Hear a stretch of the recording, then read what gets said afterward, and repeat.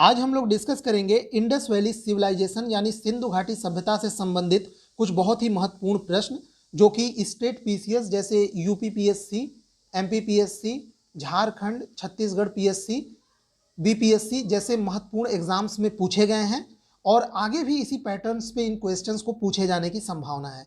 तो चलिए शुरू करते हैं इस सेगमेंट को। पहला क्वेश्चन है, वस्त्रों के लिए कपास की खेती का आरंभ सबसे पहले किया गया? मिस्र में, दूसरा ऑप्शन मेसोपोटामिया में, तीसरा ऑप्शन मध्य अमेरिका में और चौथा ऑप्शन भारत में।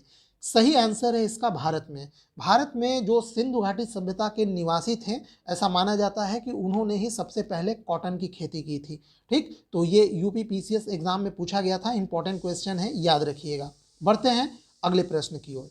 अगला प्रश्न है, हड़प्पा सभ्यता का स्थल मांडी भारत के किस राज्य में स्थित है? अब यहाँ पे ध्यान दीजिएगा, दो स्थल हैं, एक का नाम है मांडा, तो कंफ्यूज मत होइएगा। जो मांडा है वो सिंधु घाटी सभ्यता का सबसे उत्तर में स्थित जगह है, स्थल है, जो कि जम्मू कश्मीर में स्थित है, लेकिन ये मांडी की बात की जा रहा है। ये जो मांडी जगह है ये यूपी में स्थित है। ठीक है, ये हड़प्पा स्थल से संबंधित है, अभी हाल ही में इसकी खुदाई हुई है, तो इस तथ्य को आप लोग याद रखेंगे। बढ़ते हैं अगले प्रश्न की ओर। अगला प्रश्न है, निम्नलिखित में से कौन सा लक्षण सिंधु घाटी सभ्यता का सही चित्रण करता है? ठीक है, ये क्वेश्चन देखिए, ये यूपीएससी आईएएस के एग्जाम में पूछा गया है। चलिए इसको पढ़ते हैं। पहला है कि उनके विशाल महल और मंदिर होते थे। तो ये देखिए, पहला फैक्ट ही गलत हो गया, उनके मंदिर का साक्ष्य नहीं मिला है। हालांकि पूजा करते थे वो किस रूप में, मातृदेवी, पशुपति शिव, इस रूप में पूजा का साक्ष्य मिला है, लेकिन मंदिर का किसी साक्ष्य नहीं मिला है और न ही कोई विशाल महल का साक्ष्य मिला है। तो ये गलत हो गया। वे देवियों और देवताओं दोनों की पूजा करते थे, ये सही है, ऐसा साक्ष्य मिला है। जैसे मातृदेवी हो गई, देवताओं में पशुपति शिव हो गए, इनकी पूजा करते थे, तो पूजा करने का साक्ष्य मिला है। अगला है, वे युद्ध में घोड़ों द्वारा खींचे गए रथों का प्रयोग करते थे, ये गलत है। देखिए ध्यान दीजिएगा, सिंधु घाटी की सभ्यता के लोग जो थे वो घोड़ों का बहुत ज़्यादा प्रयोग नहीं करते थे और संभवतः घोड़ों का उनकी जो मुहरें हैं उनमें घोड़ों का भी चित्र नहीं मिलता है कोई, तो घोड़ों का वो बहुत ज़्यादा प्रयोग नहीं करते थे। घोड़ों का सबसे ज़्यादा प्रयोग भारत में वैदिक सभ्यता के लोगों ने किया था। जब वैदिक सभ्यता के आर्यंस आएंगे तो वो घोड़ों से बने रथ का प्रयोग करते थे। ठीक, तो ये सिंधु घाटी सभ्यता के लोगों के लिए ये नहीं है, तो केवल दो इसका सही हो जाएगा, बी पार्ट सही आंसर है। बढ़ते हैं अगले प्रश्न की ओर। अगला प्रश्न है, सिंधु घाटी सभ्यता के संदर्भ में निम्नलिखित कथनों पर विचार कीजिए।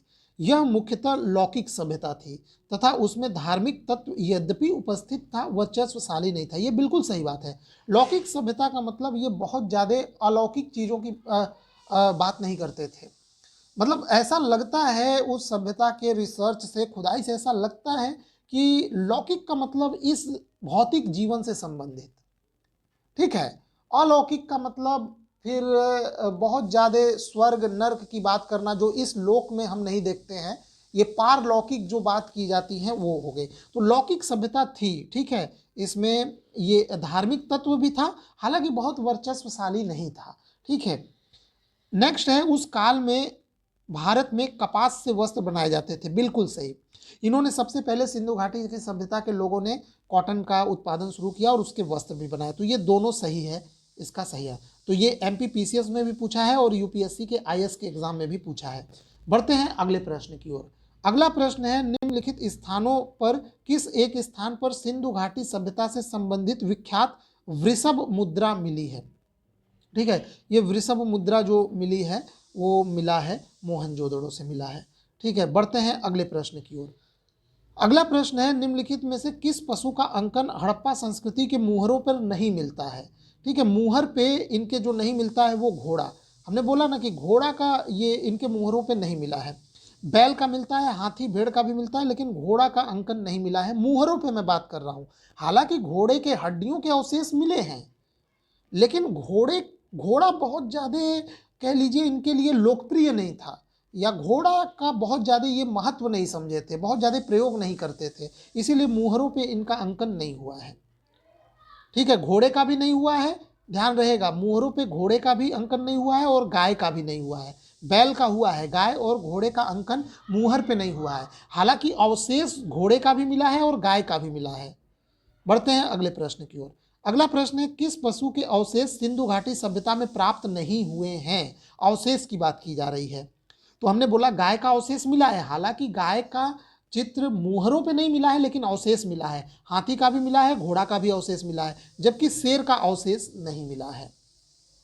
ठीक है, बढ़ते हैं अगले प्रश्न की ओर। निम्नलिखित में से कौन सी सभ्यता नील नदी के तट पर पनपी? बहुत ही इंपॉर्टेंट सभ्यता, सभी लोग जानते हैं, मिस्र की सभ्यता। ठीक है, मिस्र की सभ्यता यानी इजिप्ट की जो सभ्यता है वो नील नदी के तट पर पनपी थी।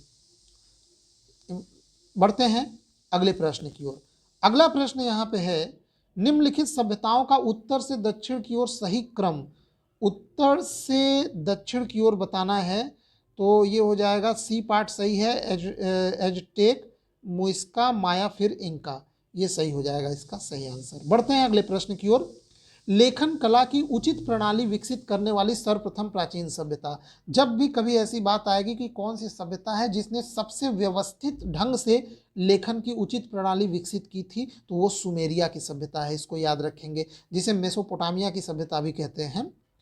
बाकी सबसे पहले बात की जा रही है सर्वप्रथम, चाइनीज भी किए हैं, मिस्र में भी मिलता है। सिंधु घाटी सभ्यता की लिपि तो हम लोग पढ़ ही नहीं पाए हैं, लेकिन सबसे पहले सुमेरिया की सभ्यता के लोगों ने यह की थी। ठीक, तो इस तरह से ये हमने 10 महत्वपूर्ण प्रश्नों को पढ़ा जो सिंधु घाटी सभ्यता से संबंधित हैं और वेरियस एग्जाम में पूछे गए हैं, इंपॉर्टेंट है, आप लोग इसको देख लीजिएगा। वीडियो देखने के लिए आपका बहुत बहुत धन्यवाद।